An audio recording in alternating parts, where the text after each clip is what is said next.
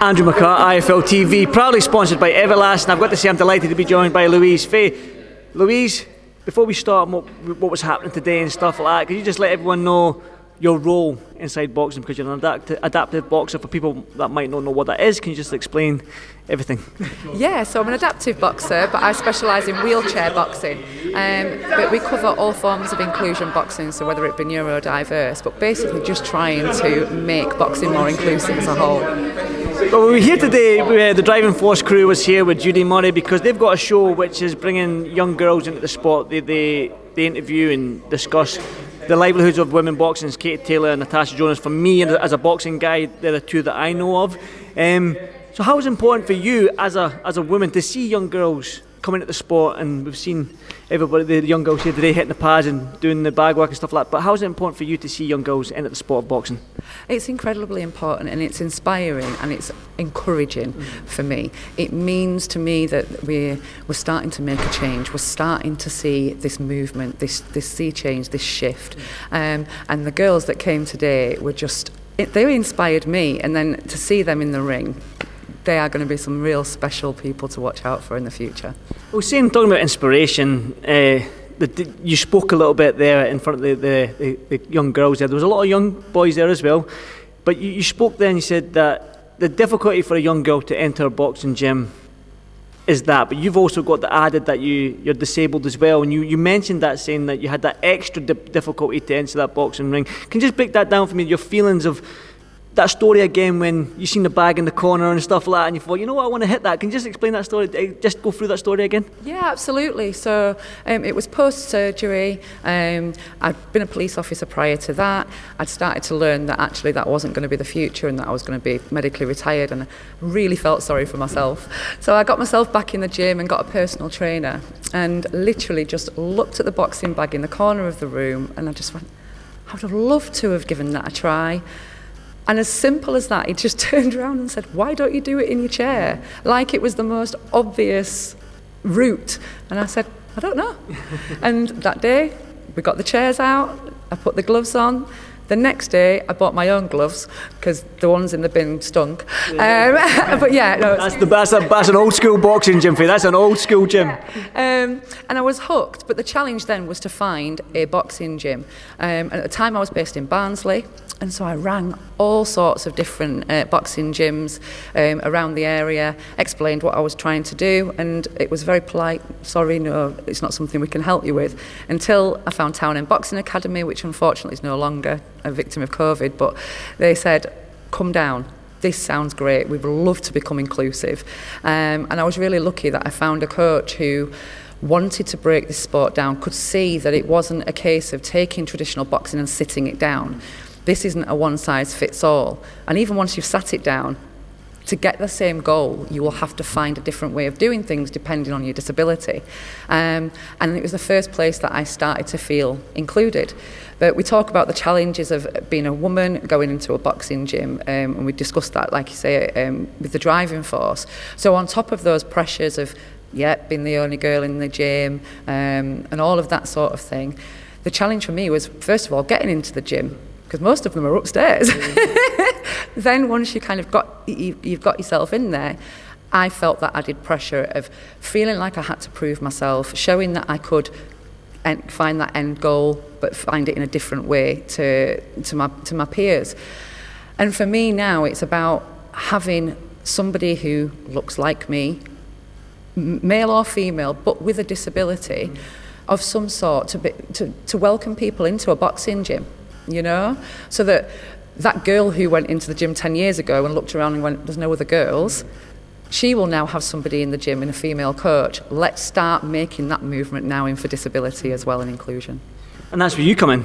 Obviously, I know you're working hard, but just, again, I'm intrigued because I've seen with Natasha as well that the people might think it's easy just to sit in a chair and throw punches, but it's not, because it's boxing, your footwork comes into play, but as you said yourself, and I've watched Natasha Jonas and stuff like that, you need to actually manoeuvre your wheelchair as well, so you're actually moving your hand away from your face and protection, so it's difficult, it's so hard. Can you just break it down for me? Yeah, totally. So again, as an inclusive coach, I had to be able to coach traditional boxing and understand traditional boxing again, be able to explain it from a wheelchair. So I understand that everything that you do as a traditional boxer comes from your feet.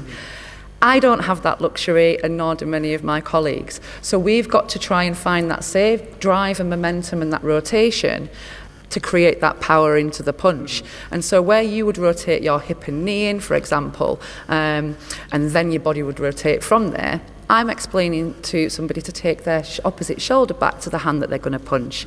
That will then drive the hand. So we always talk about the body driving the hand.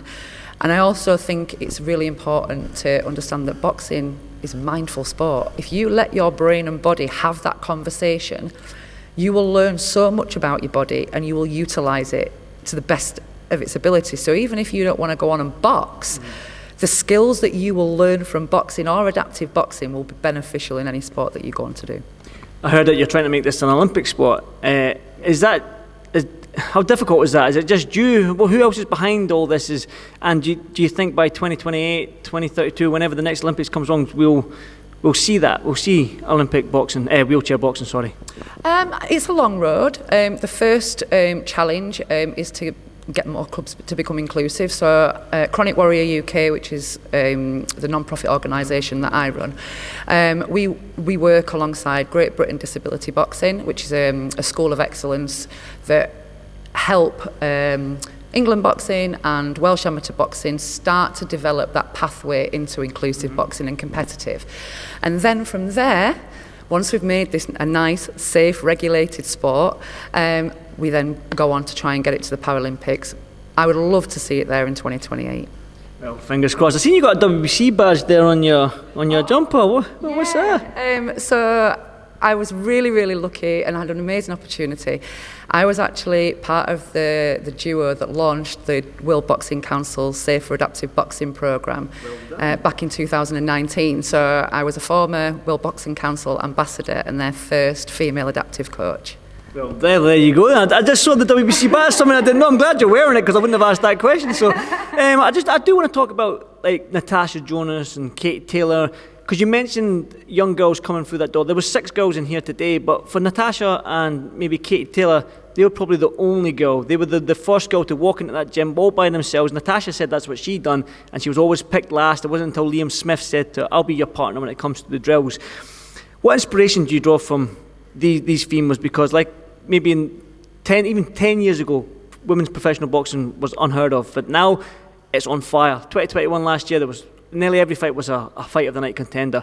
What kind of inspiration do you think that these girls are drawn for these girls, Natasha Jonas and Katie Taylor and the likes, what they're doing for the young girls nowadays? Oh my gosh, the legacy will be there forever in history. For Katie, for me, I remember watching a documentary about her years ago and her saying, I boxed as Kay Taylor. I tied my hair up, I put a headguard on. No one knew who I was. No one could identify me. From that to being that first female to be signed with Eddie Hearn and what she's gone on to do, and then, like you say, with Natasha, at 2012, she made the biggest crowd noise out of every single competition that happened over there. She stood up and people listened, people watched. No one can delete history, and so what they're doing, what they've done for women's sport, has paved the way for the future. There you go. Listen, it's been an absolute pleasure to speak to you today and all that. It was inspirational words that you had up there for the young girls listening in and stuff like that. And the fact that they don't have sanitary towels in boxing gyms, that's annoyed me as well, by the way, just to let you know. Oh, bless you. Thank you. Well, we will continue to embrace life's challenges one punch at a time. There you go, exactly. Well, listen, I know you're a big ambassador to get these sort of things. You're just talking about like these little things that the boxing gyms need to do, and I might do that in my gym. Don't worry about that, because I've got a gym up north, so I've listened to you, and I'm going to implement that. I'd love to bring the chairs down and do a little bit of pad work with you. So there's a challenge. There's a challenge. Challenge accepted. Challenge is accepted, Louise. He's going to get in the hot seat. Let's go. Let's go. You've got 2 chairs outside. Do you want to do it now? Get the gum shield. Thank you.